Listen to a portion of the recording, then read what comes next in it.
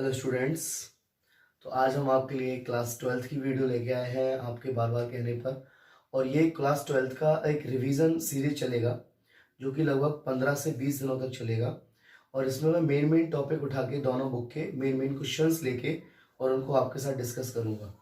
हर chapter की summary और हर chapter के इम्पोर्टेंट क्वेश्चंस को आपके साथ डिस्कस करूँगा। तो आज हम देखिए चैप्टर लेके आए हैं, एक विस्टा बुक है। विस्टा बुक में चैप्टर है chapter number 3, journey to the end of the earth. इस चैप्टर का ये नाम क्यों है ये हम आगे डिस्कस करेंगे। And this chapter is written by Tishani Doshi. इस चैप्टर को तिशानी दोशी के द्वारा लिखा गया है। ठीक है, तिशानी दोशी कौन है? तिशानी दोशी एक इंडियन बेस्ड डांसर है, पोइट है, कवि है और जर्नलिस्ट भी है। अब इस चैप्टर को बेसिकली ओवरऑल देखा जाए तो इस चैप्टर में ह्यूमन डेवलपमेंट एक्टिविटी के बारे में बात की गई है। यानी हम इंसानों की जो एक्टिविटी है इस पृथ्वी को नष्ट करने के लिए आगे की ओर बढ़ रही हैं। हमारी जितनी भी एक्टिविटीज हैं वो बढ़ती जा रही हैं और एक दिन हमारे इस अर्थ, हमारे इस एनवायरनमेंट को बहुत हार्म हो गए हैं। आगे देखिए, इस चैप्टर में सेकेंडली क्लाइमेट चेंज और ग्लोबल वार्मिंग की, ओजोन लेयर की बात की गई है। इस चैप्टर में डिफॉरेस्टेशन की बात की गई है कि कैसे हम जंगलों को काट कर उनको कंक्रीट के घर बनाकर शहरों को बढ़ा रहे हैं, अपने महानगरों को बढ़ा रहे हैं, मेट्रो सिटीज को बढ़ा रहे हैं और कैसे हम अपने अर्थ को एंड की तरफ ले जा रहे हैं। तो हम इसको स्टार्ट करते हैं। ये एक्चुअल में देखा जाए तो कोई स्टोरी नहीं है, कोई फिक्शन नहीं है, कोई एकांकी नहीं है। ये तिशानी दोशी की एक रियल लाइफ स्टोरी है जिसको हम रियल लाइफ नैरेटिव भी बोल सकते हैं। तो इनकी क्या है, ये तिशानी दोशी एक जर्नी करती है, एक यात्रा करती है और इनकी ये यात्रा जो है उसको एक प्रोग्राम है। उस प्रोग्राम का नाम दिया गया है students on the ice. Students on the ice. Students on the ice को जो हेड करते हैं, इसके जो हेड होते हैं, नेतृत्व करने वाले, वो है जियोफ ग्रीन। जियोफ ग्रीन एक कैनेडियन है, ये कनाडा से बिलोंग करते हैं। तो ये कैनेडियन है जो इसको हेड करते हैं। तो इस प्रोग्राम में उन्होंने हाई स्कूल स्टूडेंट्स को इंक्लूड किया है, शामिल किया है। हाई स्कूल स्टूडेंट्स को ही क्यों शामिल किया, ये क्वेश्चन बनता है। इन्होंने क्या है, जियोफ ग्रीन ने रिटायर्ड ऑफिसर को इस प्रोग्राम में शामिल नहीं किया। इस प्रोग्राम में इन्होंने शामिल किया है हाई स्कूल स्टूडेंट्स को। क्यों? ये high school students policy makers of the future होते हैं, भविष्य में पॉलिसीज बनाने वाले होते हैं। आगे चल के ये पॉलिसीज बनाएंगे। तो वो ओवरऑल ये बताना चाहते हैं कि पृथ्वी का जो एंड हो रहा है उसके लिए आगे चल के एक पिक्चर जो तैयार करेंगे वो स्टूडेंट्स ही करेंगे। इसलिए जियोफ ग्रीन ने रिटायर्ड ऑफिसर्स को ना लेकर उन्होंने स्टूडेंट्स को लिया है और स्टूडेंट्स वहां जाते हैं, इसलिए इस प्रोग्राम का नाम रखा है students on the ice. Overall इसमें 52 स्टूडेंट्स को इंक्लूड किया गया है और अब ये जर्नी उनकी स्टार्ट होती है एक ऐसे प्लेस की तरफ जहां ह्यूमन पॉपुलेशन नहीं पाई जाती।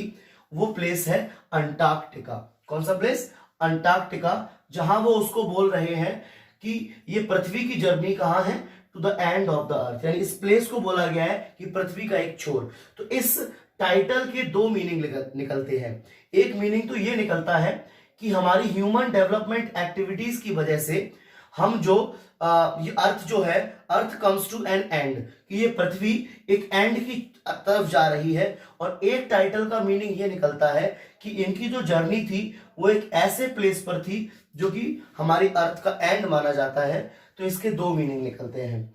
इनकी जर्नी स्टार्ट होती है और जर्नी स्टार्ट होती है एक रशियन शिप से।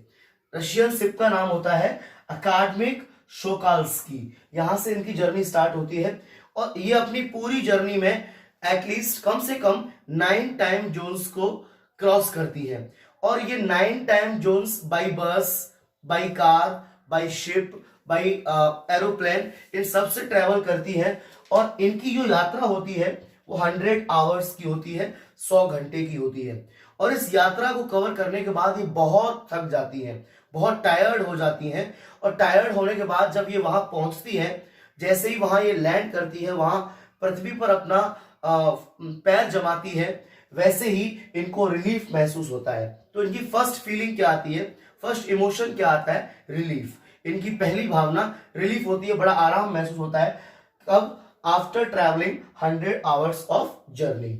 उसके बाद अब वो बताती है वहां पहुंचकर कि आज आप कल जो ग्लोब देखते हो, ये जो ग्लोब है, ये ग्लोब एक्चुअल में पहले ऐसा नहीं हुआ करता था।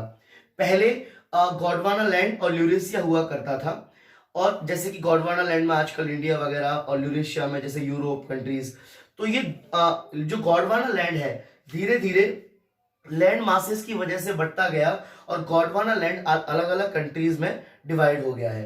तो ऐसा पहले हुआ करता था, अभी नहीं, है ना। पहले गोंडवाना लैंड हुआ करता था, तो आजकल ये डिवाइड होके अलग अलग कंट्रीज में बन गया है। तो वो बताती है गोंडवाना लैंड के बारे में, और ये बोलती है कि अगर कोई व्यक्ति यहाँ जर्नी करता है तो उसको यहाँ आकर हमारे अर्थ के प्रेजेंट, पास्ट और फ्यूचर, इन तीन के बारे में अवश्य पता लगेगा। किसके बारे में? प्रेजेंट, पास्ट और फ्यूचर। ऐसा क्यों?